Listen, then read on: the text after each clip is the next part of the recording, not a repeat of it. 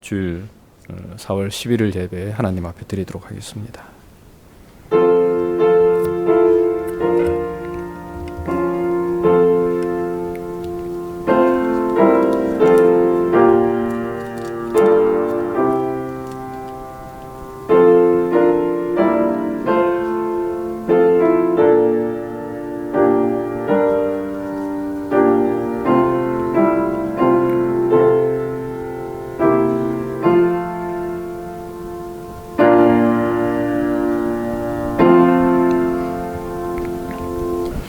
너희 안에 이 마음을 품으라. 곧 그리스도 예수의 마음이니 그는 근본 하나님의 본체시나 하나님과 동등됨을 취할 것으로 여기지 아니하시고 오히려 자기를 비어 종의 형체를 가져 사람들과 같이 되셨고 사람의 모양으로 나타나셨으며 자기를 낮추시고 죽기까지 복종하셨으니 곧 십자가에 죽으심이라.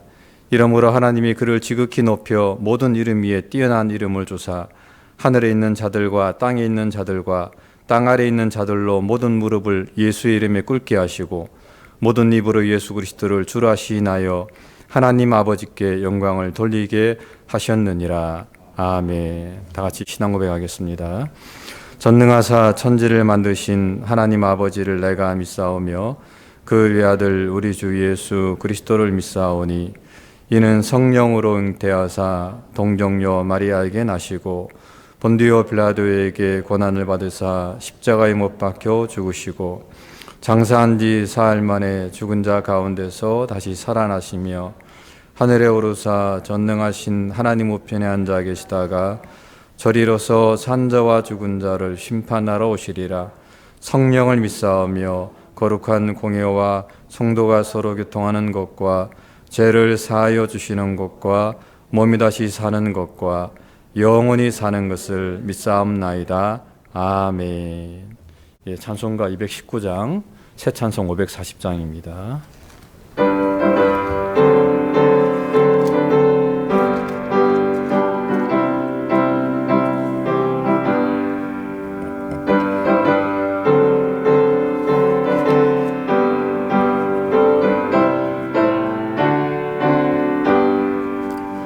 주의 음성을 내가 들으니 사랑하는 날일세. 믿는 마음으로 주께 가오니 나를 영접하소서. 내가 매일 십자가 앞에 더 가까이 가오니 구세주의 흘린 보배 피로써 나를 정케 하소서. 주여 넓으신 은혜 베푸사 나를 받아주시고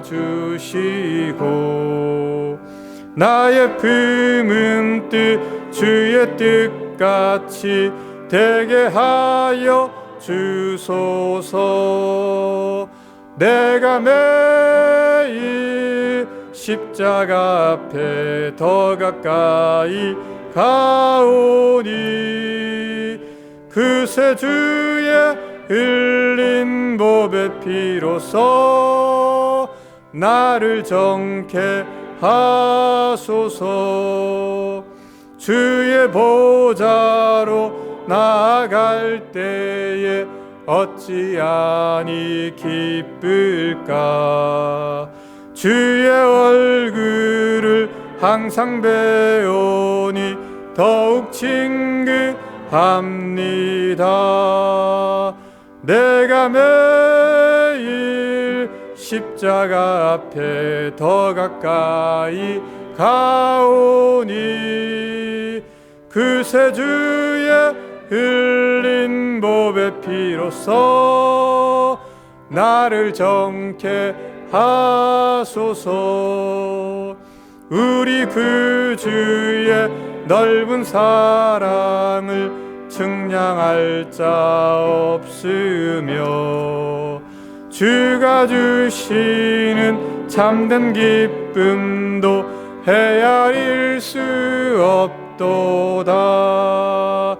내가 매일 십자가 앞에 더 가까이 가오니 그새 주의 흘린 보배 피로써 나를 정케 하소서. 아멘. 신영재 장로님 기도 인도해 주시겠습니다.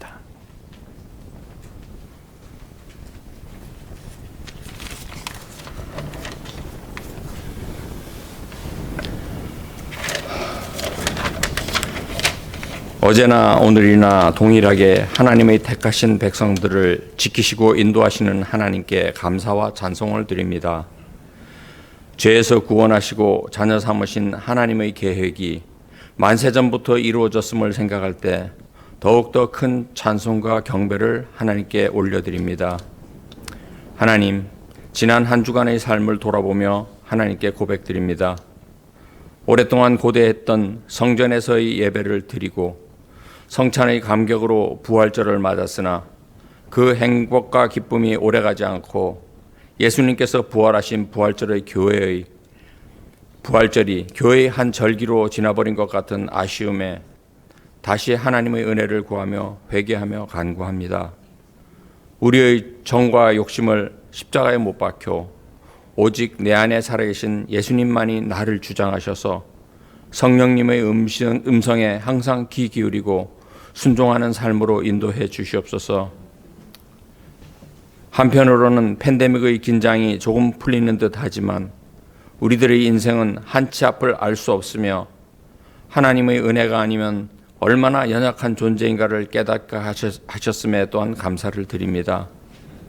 주님, 이 기간을 통하여 우리 모두가 말씀과 기도로 하나님의 뜻을 더 헤아리고 또한 날 구원하신 주님께서 우리 각자를 부르신 소명을 깨닫는 소중한 시간으로 인도해 주셔서 세상에 조롱받는 교회가 아니라 세상의 판단과 기준을 넘어서고 하나님의 살아계심을 나타내는 성숙한 교회로 성장하게 도와주시옵소서.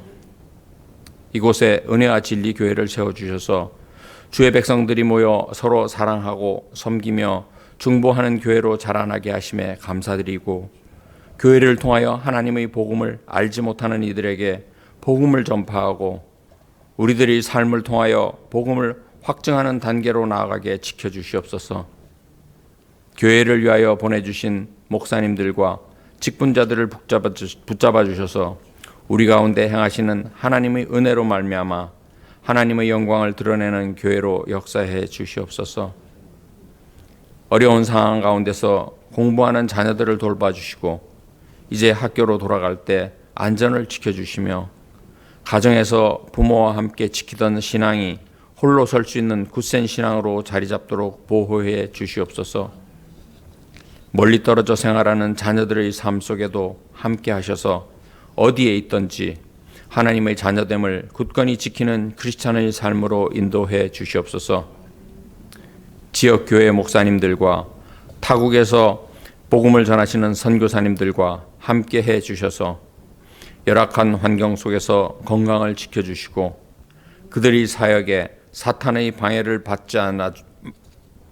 막아주셔서 하나님의 나라가 확장되고 믿지 않던 영혼들이 주께로 돌아오는 역사가 끊이지 않도록 보호해 주시며 또한 이곳에서의 기도와 물질 지원이 지속될 수 있도록 우리들의 삶도 지켜주시옵소서. 이 시간 하나님의 말씀을 가지고 단위에 세우신 목사님과 성령님 함께 하셔서 그가 묵상하고 준비한 말씀이 한마디도 땅에 떨어지지 않고 듣는 이들의 심령에 들려지는 대로 결단하고 실행하는 삶으로 이끌어 주시옵소서. 이제 마음을 모아 말씀을 들을 때 성령님께서 감화 감동 주시고 이 예배가 온전히 하나님께만 드려지기를 원하오며 처음과 나중 되신 예수님 이름으로 기도드립니다. 아멘.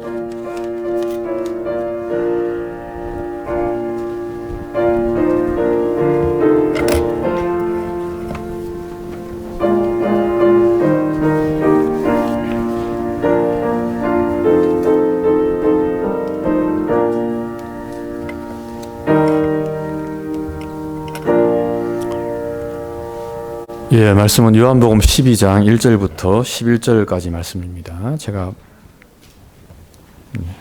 한 절씩 교독하겠습니다. 제가 먼저 읽겠습니다. 유월절 엿새 전에 예수께서 베다니에 이르시니 이곳은 예수께서 죽은 자 가운데서 살리신 나사로에 있는 곳이라.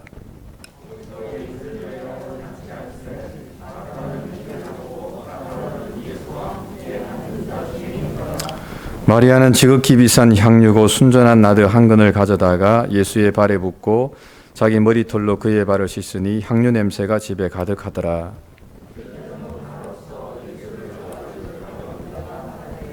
이 향유를 어찌하여 300데나리온에 팔아 가난한 자들에게 주지 아니하였느냐 하니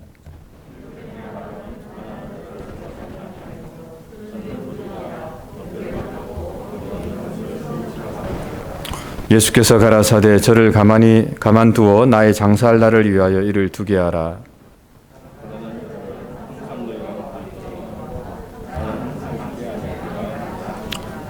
유대인의 큰 무리가 예수께서 여기 계신 줄을 알고 오니 이는 예수만 위함이 아니요 죽은 자 가운데서 살리신 나사로도 보려 함이러라. 같이요. 나사로 가닥에 많은 유대인이 가서 예수를 믿음이러라. 아멘. 목사님, 주님을 따르는 세 가지 유익이라는 제목으로 말씀 전해 주시겠습니다. 오늘 우리가 부활절 이후 첫 주일을 주님 앞에 드리는데요. 자꾸 제자됨에 대해서 우리 말씀을 집중하게 될 수밖에 없는 것 같아요. 오늘 본문을 살펴보면 종교적으로는 네 가지의 사람들이 등장하죠. 예수님을 반대하는 대제사장과 그 무리들까지 포함해서 네 가지의 유형의 사람들이 등장합니다. 그러나 대제사장과 그쪽의 무리들은 주님을 따르는 자가 아니기 때문에 일단 제외하고요. 주님을 중심으로 세 가지 유형을 우리가 함께 한번 살펴보고자 합니다. 부활의 신앙에 참여한 영혼들, 그리고 자기 나름대로 옳음과 정의에 치우쳐 있는 사람들, 그리고 무언가 특별한 신적인 권위나 어떤 기적에 심취해 있는 사람들의 유형으로 우리가 살펴볼 수 있는데요. 정말 주님이 원하시는 참 제자의 모습이 무엇인가 오늘 우리가 한번 이 본문의 말씀을 통해서 다시 생각해 보고자 합니다.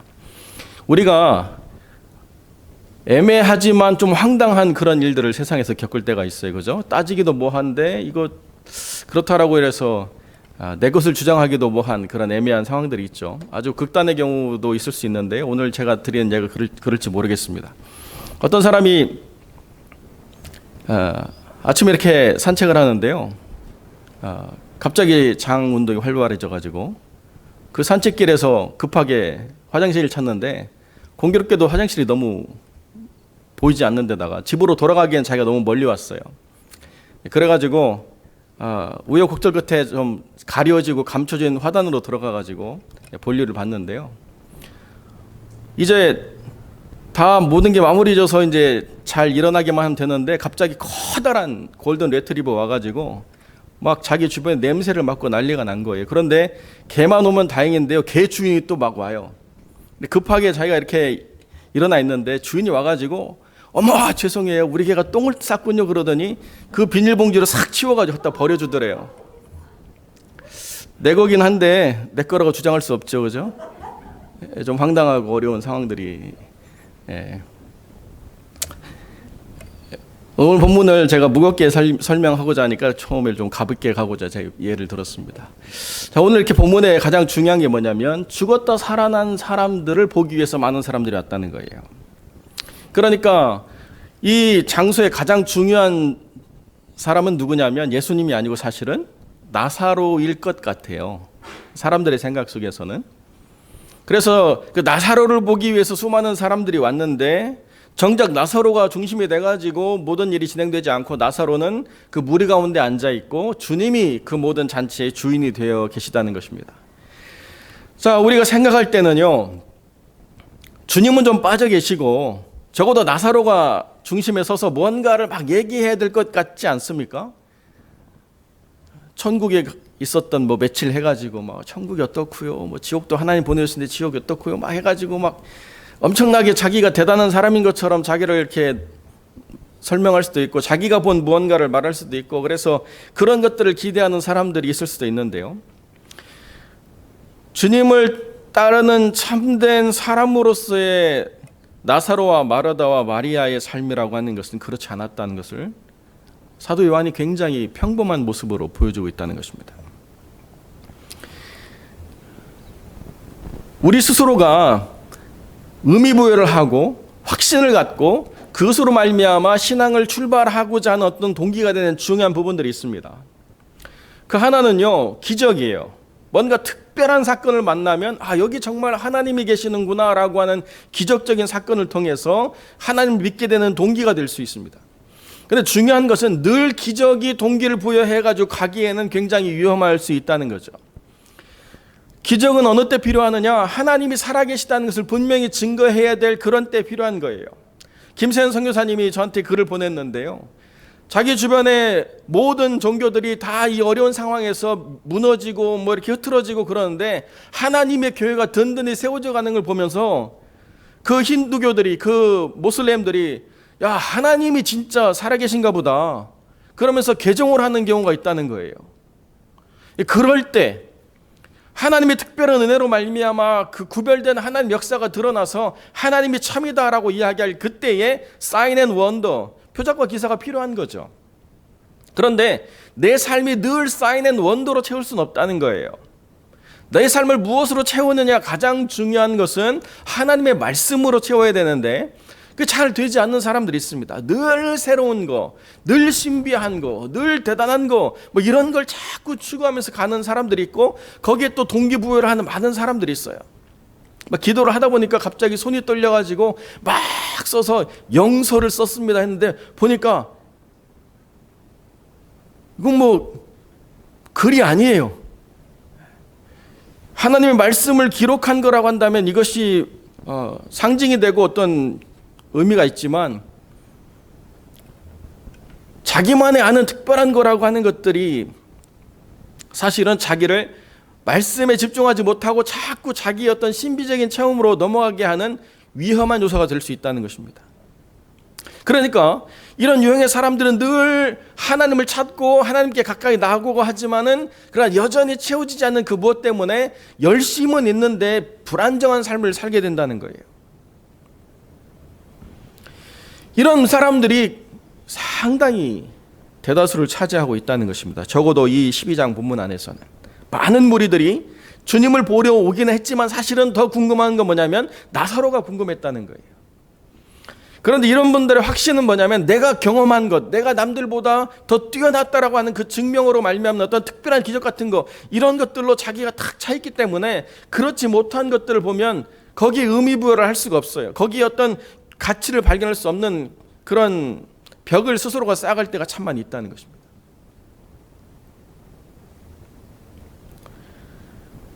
이러한 어떤 그 신앙의 전통 가운데서 영향을 받게 되면 아무래도 그런 것에 더 많은 자극을 받기를 기대하는 마음들이 있죠. 그건 어떤 성경의 어떤 그릇된 부분이라고 말할 수 없고 영적인 캐릭터라고 이야기할 수 있지만 그럼에도 불구하고 중심은 뭘로 세워야 되느냐? 말씀으로 세워야 된다는 거예요. 나사로가 죽고 난 다음에 펜시콜레처럼 내가 본 천국 해가지고 온 동네 돌아다니면서 마케팅하지 않았다는 거예요.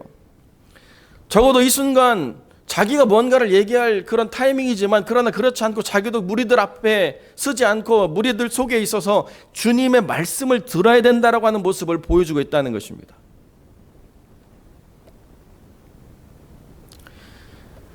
내가 뭔가를 봤다라고 하는 것이 대단할 수 있지만 여러분 이렇게 한번 생각해 보시면 어떨까요? 제가 정말로 보고 싶은 영화가 있었어요. 막 기대하고 표 사가지고 영화관 딱 들어갔는데요. 앞에 앉은 사람이 스토리를 계속 얘기해요. 이제 곧 뭐가 튀어나온다? 이제 곧 있으면 제가 죽는데 사실은 죽는 게 아니고 나중에 또 나와. 그런 얘기를 계속 해봐요. 그럼 그 영화가 재미가 있을까요? 완전히 영화 망가뜨리는 거예요. 그런데 적어도 제 입장에서는 천국이 너무나도 저한테는 귀한 거기 때문에 천국에 누가 갔다 오는 이야기를 무시할 수는 없지만 적어도 성경이 말하는 천국이 아닌 하나님이 환상 가운데 보여주신 그거라고 하는 거는 자기의 믿음을 변화시키고 하나님을 증거하는 데는 쓸 수 있지만 사실은 천국을 열망하는 사람들은 그렇게 의미부여할 건 아니라는 거예요. 계시록이 보여주고 있는 천국 이외의 다른 것들에 대해서 우리가 크게 의미부여를 할 필요는 없다는 것입니다. 우리가 가서 만날 천국, 우리가 기대할 것 그 이상으로 하나님이 놀랍게 준비하고 있는 그 천국이 있는데 뭐 누가 보고 왔다고 해가지고 그게 대단하냐? 믿음이 없고 연약한 사람들에게는 큰 도전이 될 수 있지만 말씀으로 모든 걸 채워가려고 하는 사람들에게는 그리 큰 자극과 도전은 되어지지 않는다는 거예요.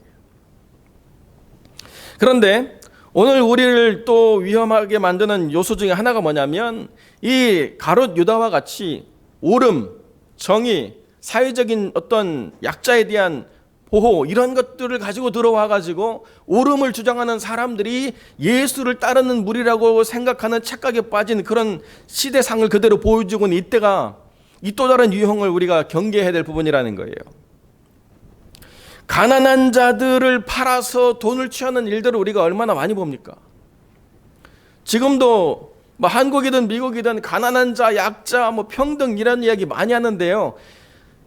자세히 살펴보면 정말 저 사람들이 가난한 사람들을 위한 것인가, 저 사람들이 사회적인 약자를 위한 것인가, 아니면 권력과 돈에 취했는가 우리가 생각해 봐야 될 부분이 많지 않지 않습니까? 늘 가난한 자들을 위한다라고 하는데요. 정작 가난한 자들이 뭔가 삶을 변화시키는 가장 중요한 것들은 해결해 주지 않고 가난한 자들을 계속 볼모 삼아가지고 정치 권력을 만들어가고 돈을 착취하고 뭐 여러 가지 일들을 벌이는 세상을 우리가 대하고 있다는 것입니다. 지금도 무슨 평등법 해가지고 4살 전까지는 성 정체성을 정의하지 말자 이런 황당한 법을 만들어서 하원이 통과를 시키고 이제 상원에 계류돼가지고 상원에서 통과되면 이제 4살까지는 사람인데 정체성이 없는 거예요. 말도 안 되는 일들을 막 그게 정의라고 부르짖으면서 이게 옳음이라고 떠드는 그런 세상을 우리가 만나고 있는 거죠. 이들의 프로파간다, 이들의 어떤 내도는 그 구호는 굉장히 옳은 것 같은데요. 그러면서 이들이 벌이는 그 부정과 악은 이렇게 좋은 일을 벌이는데 이 정도 허물은 용서해 줘야 되지 않아? 이런 식으로 넘어가는 일들이 너무 많다는 거예요. 정말 옳음이라고 이야기한다면 말씀 앞에서 한치의 거짓도 없는 명명백백한 진실로 드러날 그 자리에 서야 되는데 옳음을 주장하면서 뭔가 옳다고 말하는 사람들의 거짓과 비판을 주장하면 그 사람이 오히려 옳음을 획득하는 그런 세상을 보고 있다는 것입니다. 그러니까 남의 비리, 남의 잘못을 주장하는 사람이 정당하고 거룩하고 정직한 사람인 것처럼 여겨지는 그런 세상을 우리가 보고 있는 거예요. 그러니까 뉴스라고 하는 게 뭐예요? 계속 뭔가 옳다고 치부되어 왔던 그들의 어떤 성역을 비판하는 이야기만 계속 나오고 있죠. 그것도 전부를 다 다루지 않고 기독교만 대상으로 계속 비판하고 있는 거예요. 가난한 자들 팔아서 뭔가를 취하는 자들의 모습을 우리가 볼 수 있다는 것입니다. 그렇다고 해서 그들이 비판하는 것 자체가 다 잘못됐다라고는 말할 수 없죠. 그러니까 저는 오히려 이런 때를 맞이하면서 진짜만 남는다라고 제가 계속 말씀드렸잖아요. 결국 진짜만 남게 되기 때문에 이게 좋은 거다. 하나님이 왜 이것을 허락하시느냐? 진짜만 남기 때문에. 비슷한 것 또는 순수하지 않은 것, 섞여 있는 것 다 하나님 가려가지고 진짜만 남기겠다고 말씀하시기 때문에 이런 핍박과 박해와 어떤 질시들이 얼마든지 하나님한테 허용될 수 있다. 이렇게 우리가 생각해야 된다는 거죠. 정작 주님을 따르는 참 제자의 모습은 뭐냐? 여러분 마르다를 한번 생각해 보십시오. 베드로보다도 더 중요한 믿음의 고백을 했다라고 요한복음이 보여주잖아요. 베드로의 고백은 다루지도 않습니다. 이 요한복음은요 마르다의 고백을 다루고 있거든요. 베드로처럼 주님 부인하지 않았어요. 십자가까지 따라갔습니다. 그 다음날 주님의 무덤을 또 찾아가는 이 하나도 오염없는 순수한 이 여인의 믿음이 얼마나 중요한가를 요한복음은 그대로 보여주고 있는데요. 지금 이 자리에서 마르다가 나와가지고 뭐 구호를 외치고 막 선동하고 뭐 이런 어떤 여성의 모습이 아니라 뭐 하러 갔어요? 또 밥하러 갔어요. 이 잔치 자리에. 대단한 사람인데요. 평범한 일상으로 돌아가요.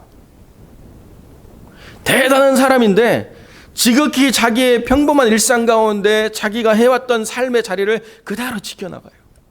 그러니까 비범하지 않은 거예요. 정말 대단한 사람인데 세상에서는 빛이 잘 안 나요. 자기 자리에 그냥 있기 때문에. 그런데 하나님의 관점에서 보면 이 요한복음을 바치고 있는 중요한 믿음의 고백은 누구에게 있어요? 마르다에게 있어요. 이게 하나님의 관점과 세상의 관점의 차이라는 거예요.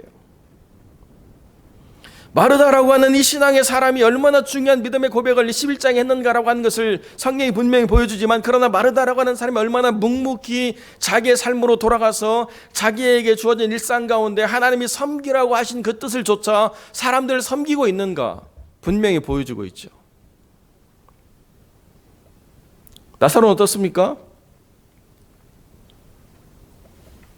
그냥 평범하게 또다시 말씀을 경청하고 하나님의 말씀에 집중하는 제자의 모습을 그대로 보여주고 있어요. 엄청난 일을 경험한 사람인데요, 거기에 대한 일들은 아무것도 아니라고 얘기해요. 왜? 지금 우리 눈앞에 태초부터 계신 이가 말씀하고 계시기 때문에. 이게 가장 중요한 거 아니겠어요?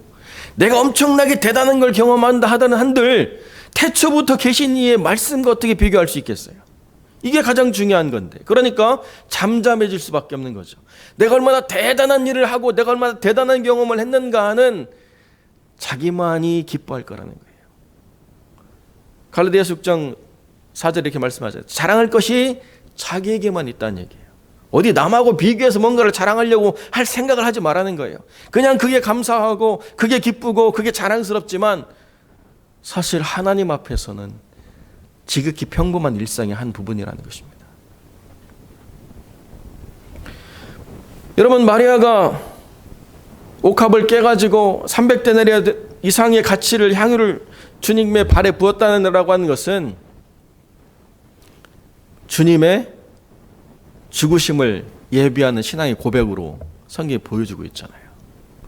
11장까지는 그 마리아가 주님의 죽음과 부활에 대한 그 이해를 하지 못하는 아직 미성숙한 제자의 모습이었지만, 그러나 자기 오빠를 살리신 그 주님의 말씀을 경험함으로 말미암아 주님의 죽으심과 부활이 얼마나 위대한 것인가를 깨닫는 순간에 자기의 모든 것을 쏟아부어서 부활에 동참하고자 하는 거룩한 헌신을 행한다는 것입니다. 마리아 개인의 신앙이기도 하지만 사실은 2000년 전으로 돌아가면 이런 결단이라고 하는 것은 어떤 개인의 돌출된 행동으로 보기보다는 이 가문의 고백이죠.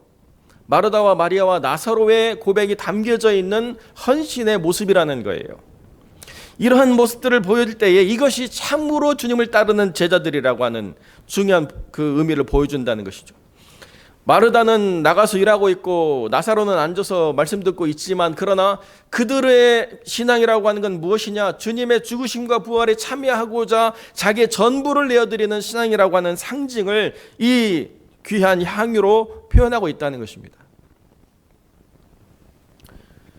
그런데 그 가치를 바라보지 못하는 거짓 제자는 비판하죠.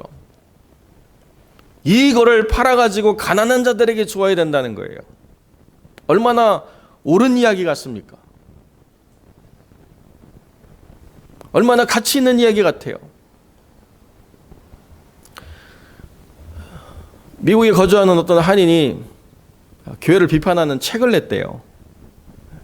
왜 책을 냈느냐 동기가 궁금했는데, 자기는 열심히 수고해가지고 벌어서 모기지 갚고 막 여러 가지로 바쁜데 자기 눈에 보니까 목사가 너무 편하게 사는 것 같은 거예요.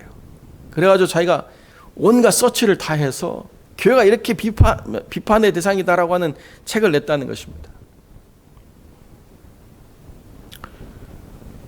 물론 비판의 대상이 될 수 있는 부분이 있죠. 어떤 분도 목사가 된 동기가 뭐냐? 자기가 책을 썼는데 마누라가 11조를 들고 교회에다 내가지고 너무 화가 나서, 왜 내가 돈을 벌었는데 교회가 돈을 가져가나, 이거 한번 따져봐야 되겠다 해서 신학을 하셔가지고 그래서 책을 냈어요. 11조 절대 내지 마라. 굉장히 위대한 책이죠. 왜 내야 되는가를 우리가 한번 생각해 볼 필요가 있는 책이에요, 사실은. 옳음에 대해서 우리가 맹목적으로 따를 필요는 없습니다. 그러나 그것이 왜 옳은가에 대해서는 분명히 생각해 봐야 되죠. 가난한 자들을 위해서 이것을 사용해야 된다라고 하는 모든 물질에 대한 분명한 정의를 하나님 말씀하셨느냐, 아니면 하나님의 영광을 위해서 하나님이 이것을 사용하도록 먼저 명령하셨는가, 중요한 가치를 우리가 생각해 봐야 돼요. 300데나리로 한 돈이 노동자의 한 해 연봉과 동일하다고 이야기하잖아요. 그거를 다 주님께 드리고 난 다음에 그걸 허비했다라고 생각하는가, 아니면 주님의 죽으심과 부활에 내 삶의 전부를 드리겠다라고 하는 중요한 첫걸음인가를 우리가 살펴봐야 된다는 거죠. 마르다와 마리아와 나사로의 삶이 앞으로 어떻게 됐을까? 300데나리온 이상의 삶을 전적으로 하나님께 헌신하는 삶을 살았을 거라고 우리가 충분히 예측할 수 있죠. 왜냐하면 나사로 때문에 더 많은 사람들이 예수님으로 나갔으니까 이제 나사로도 죽이려고 대제사장이 결심했다는 것을 성경이 말하고 있잖아요. 얼마나 많은 핍박과 얼마나 많은 죽음의 위협을 겪었을까. 그럼에도 불구하고 이들은 말씀 안에서 평안했다는 거예요. 이들은 전적으로 주님을 따르는 평범한 일상의 삶을 거부하지 않았다는 것입니다. 이것이 참으로 주님을 따르는 제자들의 모습이라는 거예요. 기적이 없어도 어떤 대단한 사회적인 정의를 내가 실현하지 못해도 괜찮다는 거예요. 주님을 따르다 보면 내가 선한 이웃이 되고, 주님을 따르다 보면 언젠가 하나님 또 나를 통해서 특별한 일을 행하실 수도 있지만 그건 정말로 나에게 있어서는 그렇게 중요한 것이 아니라는 거예요. 내가 기적을 만들어냈다고 한들 내가 하나님보다 더 영광을 취하는 것이 마땅합니까? 전혀 아니죠. 그것을 우리가 경계하지 않으면 신앙이라고 하는 것이 스스로를 어떻게 마비시켜가는가를 모른 채 가짜로 넘어갈 위험이 굉장히 크다는 거예요. 내가 이렇게 옳은 일을 하니까 이 돈 정도는 내가 취해도 되지라고 하는 가룟 유다의 유형이 나타날 수도 있고요. 뭔가 기적을 만들어내는 것이 믿음인 것처럼 계속 포장하다가 실패하는 삶이 될 수도 있다는 거죠. 저희 지역에도 기도 많이 해가지고 큰 이름을 얻었던 현신의 권사님이라는 분이 계셨어요. 제가 기억하기에 정확한 수치는 맞는지 모르겠지만 그분이 돌아가시기 전에 그때 당시에 어마어마한 돈을 환원했거든요. 몇십억 되는 돈을 환원했습니다. 자기는 기도한 것밖에 없는데요, 많은 사람들이 그 기도의 값으로 물질을 드렸어요. 그러면 어떻게 해야 돼요?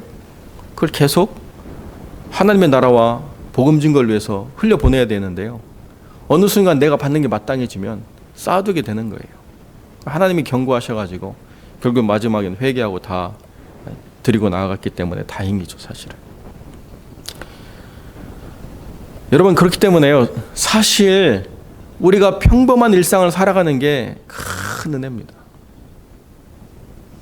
나로 나됨을 찾아서 나라고 하는 이름을 잃어버리지 않고 살아갈 수 있도록 하나님 붙잡아 주시는 게 굉장히 큰 거예요. 하루하루를 살면서 말씀 보고 은혜 받고 기도하고 응답받고 이런 하나님과의 주고받는 그 관계들이 계속 이어지는 삶을 사는 게 얼마나 우리에게 큰 축복이요 위로입니까? 내가 기도도 안 했는데 갑자기 막 기적이 일어난다, 이거 굉장히 위험한 거 아니에요? 내가 부정을 저지르고 있는데 여전히 내가 어떤 하나님의 사람으로서 이름을 불리고 있다, 이건 죽을 일이죠, 사실은.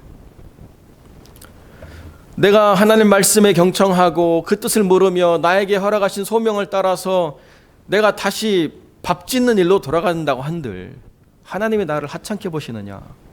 아니라는 거죠. 하나님 얼마나 나를 귀하게 여기시느냐?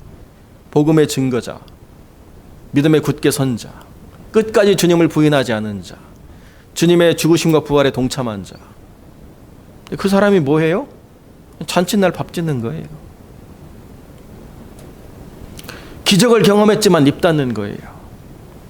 오직 주님으로 말씀하게 하시고 주님이 모든 것을 다스리시고 주님만 말씀하신 그 말씀이 내 삶에서 이루어지기를 따라가는 것, 그것이 주님을 바르게 맺는 참 제자의 유형이라는 거예요. 그 이외에 뭔가 옳음을 얘기하고 그 이외에 뭔가 자기 주장을 가지고 무언가를 관찰하려고 하는 사람들의 이야기는 사실 별로 중요하지 않다는 것입니다. 교회가 무엇이 해야 되느냐, 막 옳음을 얘기하고 가치를 주장하는 수많은 사람들의 이야기가 있지만 정말 그 사람들이 옳은가를 우리가 분명하게 살펴봐야 할 부분들이 있는 거죠. 삶이 옳지 않은데 옳은 이야기를 한다고 해서 옳은 사람은 결단관인데요. 옳은 이야기를 하거나 남을 비판하고 남의 잘못을 지적하면 그 사람이 정의로운 사람인 것처럼 여겨지는 세상을 우리가 살아가고 있기 때문에 더 그렇다는 것입니다. 많은 교회들이 많은 아픔을 겪는 이유가 무엇입니까? 잘못된 신앙의 열망 또는 그릇된 옳음의 주장, 이런 것들로 교회가 몸살을 앓아왔고 또 지금도 그렇습니다. 그럼에도 불구하고 하나님의 교회는 여전히 생명력을 가질 수 있는 이유가 무엇입니까? 지극히 평범한 삶 가운데서 주님의 죽으심과 부활에 동참하는 수많은 드러나지 않는 남겨진 7,000명과 같은 의인들이 있기 때문에 여전히 교회는 어제나 오늘이나 영원토록 주님의 몸으로서 이어져 나갈 거라는 거예요.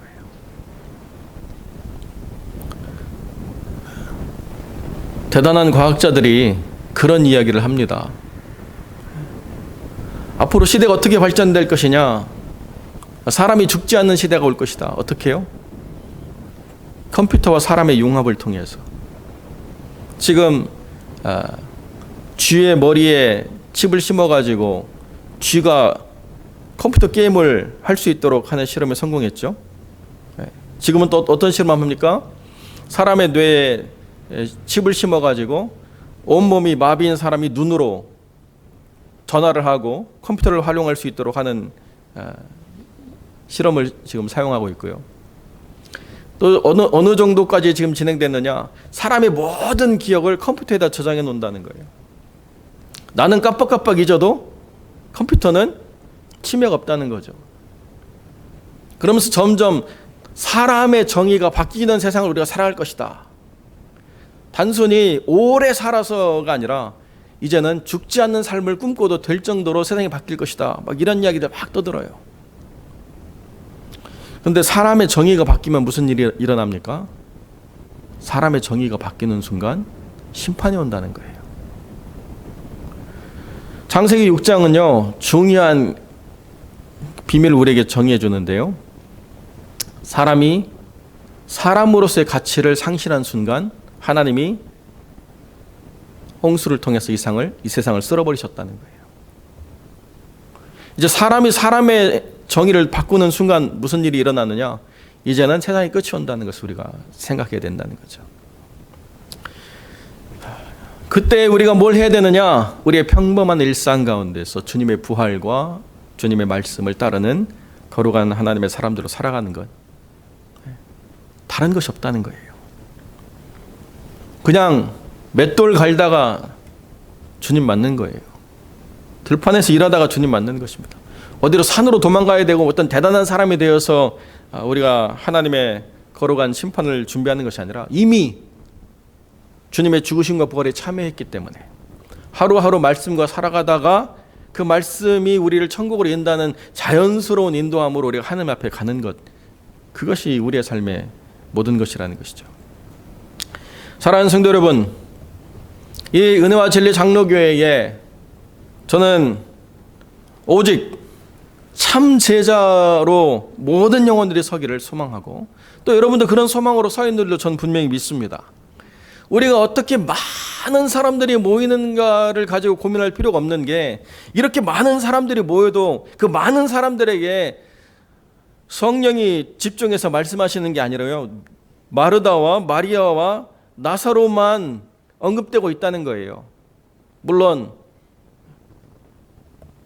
사단에게 넘어간 가룟 유다도 언급되고 있죠. 그러나 주님이 집중하는 건 누구냐? 마르다와 마리아와 나사로, 주님의 참 제자에게만 집중하고 있다는 것. 이것이 우리가 생각하는 바른 교회, 바른 제자의 유형이라는 것을 생각하면서 하나님 안에서 온전히 주님을 따르는, 그러나 지극히 평범한 일상을 살아도 좋은 주님의 참 제자가 되시기를 우리 주님의 이름으로 간절히 축원드립니다. 기도하겠습니다. 거룩하고 존귀하신 아버지 하나님, 감사와 영광을 주께 돌립니다. 오늘도 주 앞에 나와서 하나님의 은혜를 구하며 그 삶의 짐들을 주님 앞에 내려놓으며 주님이 쉼을 주시고 평안을 주시기를 소망하는 거룩한 영혼들을 주님께서 귀하게 여기셔서 그 삶 속에 참된 말씀으로 말미암는 위로와 주님이 우리를 위해서 죽으시고 부활하신 그 놀라운 권능에 대한 약속으로 새 힘 얻을 수 있도록 하나님 함께하여 주옵소서. 우리가 다시 삶의 자리로 돌아갈 때, 또 반복적인 일상의 삶을 감당할 때에도 여전히 주님은 살아계셔서 우리의 믿음과 우리의 삶을 기뻐 받으시고 이것이 거룩한 산 제사라고 증거하시는 놀라운 주님의 증거가 우리의 삶에 충만할 줄로 믿습니다. 하나님께서 모든 삶들을 붙잡아 주시고 온전케 하실 간절히 소망하며 거룩하신 우리 주 예수 그리스도의 이름으로 기도드립니다. 아멘. 교회 앞에 광고 드리겠습니다. 오늘까지 갈라디아서를 마무리하시고 주중에는 이제 옥중서신 우리가 함께 묵상하도록 하겠습니다. 에베소서부터 빌립보서, 골로새서, 빌레몬서까지 우리가 쭉 이어서 말씀을 한 장 한 장 묵상해 가도록 그렇게 하겠습니다. 오늘 둘째 주 성경 모임 줌으로 갔습니다. 카톡으로 공지를 밤늦게 했는데요. 주보를 참조하시면 뒷면에 오늘 우리가 나눌 내용들이 있습니다. 그래서 다니엘서 2장 1절로 24절까지를 쭉 읽어보시고 참여해 주시면 좋겠습니다. 다음 주는 설립 감사 주일입니다. 근데 저희가 뭐 다른 특별한 행사로 우리가 진행하진 않고요. 우리가 감사를 하나님께 올리는 그런 주일로 주일 예배를 드리도록 하겠습니다. 바라기는 교회가 더욱 건강하게 세워져 갈 수 있도록 기도해 주시고 주일 예배가 회복될 수 있도록 기도해 주시기를 부탁을 드립니다. 우리 환우들을 위해서 계속 기도해 주시길 바랍니다. 의료 현장과 필수 사업장에서 수고한 성도들의 안전을 위해서 함께 기도해 주시길 바랍니다. 신문에 보니까요, 베이커스필드 사람들이 접종을 안 하고 타도시 와서 이렇게 접종을 한다네요. 우리가 이렇게 제약을 두지 않아 가지고 LA에 있는 사람들이 하도 안 되니까 여기까지 올라와 가지고 예방 접종을 하고 간다고 이렇게 이야기를 하고 있습니다. 저도 지금 뭘 맞아야 될지 지금 좀 고민하고 있는데요. 그러나 그런 의료의 어떤 혜택을 통해서 이 질병이 사라진다기보다는 회개와 부흥을 통해서 하나님이 역사하시길 기대하는 마음들이 사실 더 큽니다. 많은 사람들이 이런 어려움을 통해서 주 앞으로 나올 수 있도록 또한 기도해 주시길 부탁을 드립니다. 4월 기도 담당자 조정할 부분들이 있으시면 미리 말씀을 주시기를 부탁을 드립니다. 선교지로 돌아간 사역자들, 목사들 그리고 사역 현장을 위해서 계속 기도해 주시고요. 계속 우리가 이렇게 선교 후원을 하는 그 후원자들이 보내는 그 후원금을 너무 귀하게 여기는 것들을 받을 때마다 참 감사를 드리고 있습니다. 임경수 선교사님 사역지에 코로나가 발병을 해가지고 지금 교회를 이어가기에 좀 어려움이 있다고 이렇게 말씀을 주셨습니다. 그래서 태국의 현장을 위해서도 계속 기도해 주시길 부탁을 드립니다. 오늘 추가적인 광고 말씀은 이 지금 텔레비전이 뒤에 와 있더라고요. 제가 어제 보니까. 언제 여기다 갖다 놓으셨나요? 주중에. 네. 그래서 우리 장로님들하고 상의를 해가지고 이걸 여기다 달지 아니면 이렇게 하나 더 교회가 후유해서 2개를 달지 좀 지혜를 모아야 될 것 같아요. 다들 이제 어떤 게 더 하나님 지혜인지 좀 궁금하게 제가 생각하고 있습니다. 장로님들과 함께 지혜를 모아서 그렇게 하면 어떨까 싶습니다. 우리 최계상 집사님 갖다 놓으신 건가요? 네. 집사님 감사합니다. 네. 혹시 추가적인 광고 말씀 있으시면 말씀 주시고요. 없으시면 우리 다 같이 찬송 453장 함께 찬양 드리시겠습니다.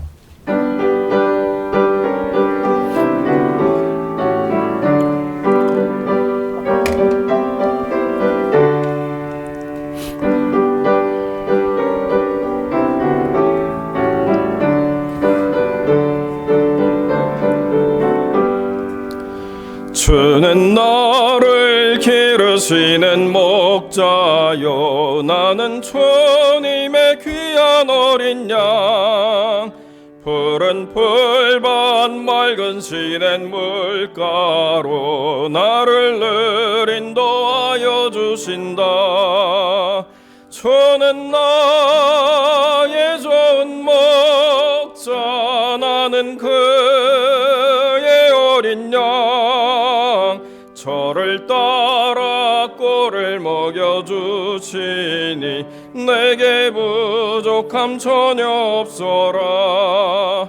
예쁜 새들 노래하는 아침과 노을 비끼는 고운 황혼에 사랑하는 나의 목자 음성이 나를 언제나 불러주신다. 주는 나의 좋은 목자, 나는 그의 어린 양. 저를 따라 꼴을 먹여주시니 내게 부족함 전혀 없어라. 못된 짐승 나를 잊지 못하고 거친 비바람 상치 못하리. 나의 주님 강한 손을 펼치사 나를 주야로 지켜주신다. 저는 나의 좋은 목자, 나는 그의 어린 양. 저를 따라 꼴을 먹여주시니 내게 부족함 전혀 없어라. 아멘. 우리 함께 기도하겠습니다. 거룩하고 존귀하신 아버지 하나님, 감사와 영광을 주께 돌립니다. 귀한 예물을 주 앞에 드리며 귀한 헌물로 주 앞에 나가는 영혼들에게 은혜를 베풀어 주셔서 하나님의 은총이 그 삶을 채우시고 풍요롭게 하시며 온전케 하시기를 간절히 소망하며, 또 아버지 앞에 나와 하나님 앞에 마음을 토하며 도우심을 구하며 그 빈손을 내미는 모든 영혼들을 주님께서 잡아주시고 일으켜 세워주셔서 그 피곤한 무릎과 연약한 손발을 주님께서 지켜 보존하시고 주님과 그 멍에를 매며 주님과 함께 순례길을 행하는 은혜를 경험할 수 있도록 하나님 역사하여 주옵소서. 성도들을 눈동자같이 보호하시며 그들의 삶을 지키고 보존하신 하나님께서 그들의 삶의 필요를 아시며 눈물을 아시며 한숨을 아시는 줄로 믿사오니 그들의 모든 삶에 은혜를 베풀어 주셔서 지치고 피곤한 일상 가운데서도 쉼과 평안을 주시고 그 무엇으로도 뺏길 수 없는 기쁨을 주님께서 허락하여 주옵소서. 우리의 사랑하는 자녀들이 믿음 안에서 온전하게 자라나갈 수 있도록 하나님의 역사하시고 이때를 통하여 하나님을 더 깊이 경험하는 삶이 될 수 있도록 주님 은혜를 더하시며 속히 아이들의 예배가 회복될 수 있도록 하나님과 함께하여 주옵소서. 선교의 모든 현장을 붙잡아 주시고 코로나로 인하여 힘들어지고 어려운 상황 가운데서도 하나님의 나라가 확장되고 주님의 교회가 서는 것을 통하여 오히려 하나님이 살아계신 것을 증거하고자 할 때에 더 많은 영혼들이 죽기로 나오는 놀라운 역사가 이루어지게 하여 주옵소서. 이제는 우리 주 예수 그리스도의 은혜와 아버지 하나님의 사랑과 성령의 교통하심이 참으로 주님의 말씀에 의지하여 다른 어떤 것으로도 오염되지 않고 순전한 믿음으로 세워지기를 소망하는 거룩한 성도들 머리 위에 이제로 영원토록 함께 계실지어다. 아멘.